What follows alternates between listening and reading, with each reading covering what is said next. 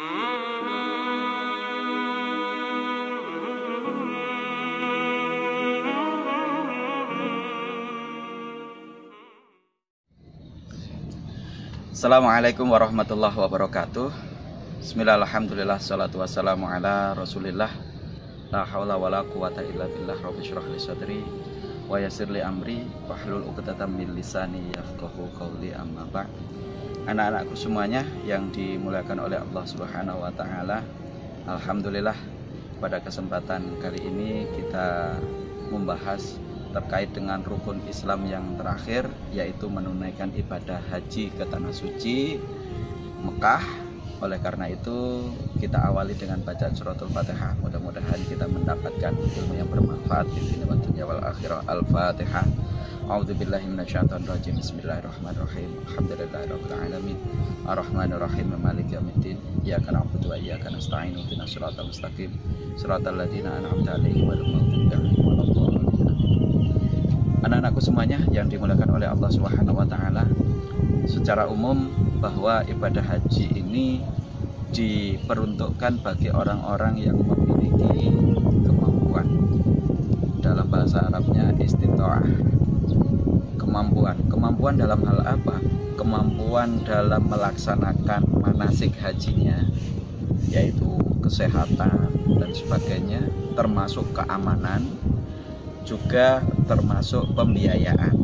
Nah, pembiayaan ini selama memungkinkan bisa ke sana melakukan perjalanan ke Tanah Suci, maka dia berkewajiban untuk melakukan hal tersebut.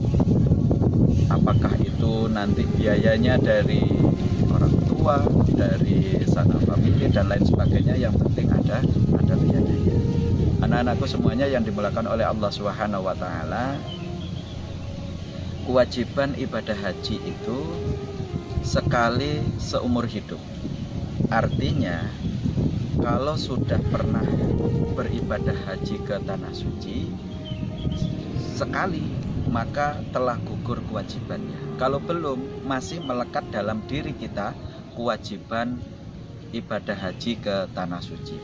Pak Sirat, bagaimana kalau sampai meninggal dunia dia tidak memiliki kemampuan untuk melaksanakan ibadah haji? Tidak apa-apa. Tidak mengapa sampai meninggal dunia tidak bisa naik haji. Kenapa? Karena persyaratan naik haji itu kan harus mampu. Nah, ternyata ketika sampai meninggal dunia dia tidak mampu, maka insya Allah Subhanahu wa taala itu maha tahu. Oleh karena itu, sebagaimana dalam satu riwayat, ibadah haji bagi orang yang tidak mampu adalah dengan melaksanakan sholat Jumat. Berapa? 40 Jumat itu sama seperti satu kali melaksanakan ibadah haji. Jadi tidak jadi masalah. Anak-anakku semuanya yang dimuliakan oleh Allah Subhanahu wa taala, ibadah haji itu secara umum itu melibatkan semua hal. Ada ibadah haji itu yang merupakan gerakan, dan ini rata-rata gerakan.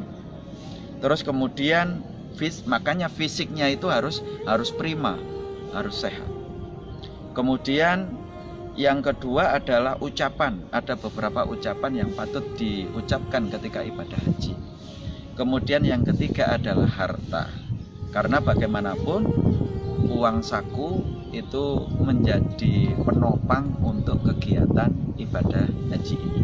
Karena kemampuan itu meliputi itu tadi, kesehatan, terus kemudian juga kesiapan terkait dengan biaya.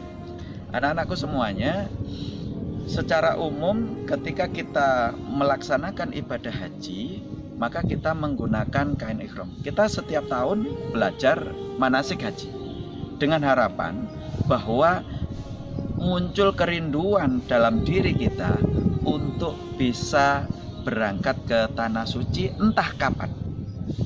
Kerinduan itu senantiasa kita tanamkan di dalam hati agar tidak pernah bosan-bosannya dan tidak pernah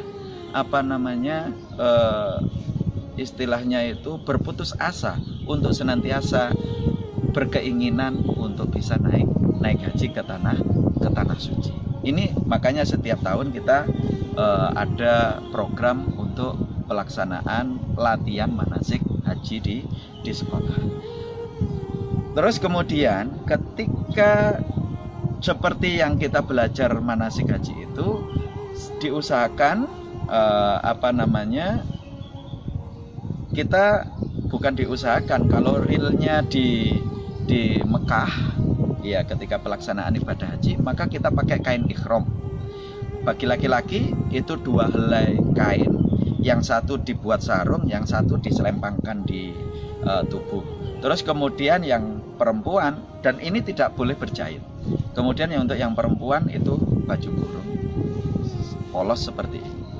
Terus kemudian anak-anakku, ketika itu sudah dipakai, itulah yang namanya ihram.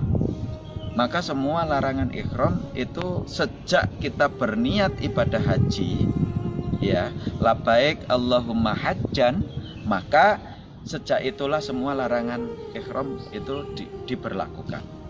Terus kemudian ya termasuk memakai wangi-wangian dan sebagainya itu. Terus kemudian ketika sudah, maka kita bagian pertama ibadah haji itu adalah yang paling penting, itu wukuf di Arafah. Wukuf itu artinya berhenti. Artinya kita ada tanah lapang yang luas yang namanya Arafah, batasan-batasannya perlu kita ketahui karena tidak boleh keluar dari zona Arafah, harus masuk di dalamnya. Apa yang dilakukan di sana? Sekedar duduk-duduk boleh. Yang jelas di sana itu kita memperbanyak ibadah, baik ibadah secara mandiri maupun bersama-sama dengan kelompoknya, dengan kloternya masing-masing. Misalnya semaan Quran, pengajian, atau sholat, memperbanyak sholat sunnah dan sebagainya. Yang jelas intinya itu harus berada di situ selama jangka waktu yang telah ditentukan. Tanggal 9 Dzulhijjah, sebelum hari raya Idul Korban kalau di Indonesia, maka itu adalah waktu untuk melaksanakan wukuf di Arafah. Setelah dari wukuf ke Arafah, itu kita bergerak menuju mana? Menuju ke Musdalifah untuk mencari kerikil. Kemudian kita ke Mina untuk melempar jumroh. Ya. Setelah melempar jumroh semuanya beres, kemudian kita bergerak menuju ke Mekah, ke Ka'bah, ke Masjidil Haram. Untuk apa? Untuk mengelilingi Ka'bah alias tawaf sebanyak 7 kali. Ya, mengelilingi Ka'bah. Nah, setelah mengelilingi Ka'bah atau tawaf, kemudian kita bergerak ke tempat sa'i. Dimulai dari Bukit Sofa ke Marwah, Sofa, Marwah, Sofa, Marwah, dan berakhir di Bukit Marwah, dan itu sebanyak 7 kali. Itu dinamakan sa'i. Setelah itu selesai, maka kemudian tahallul.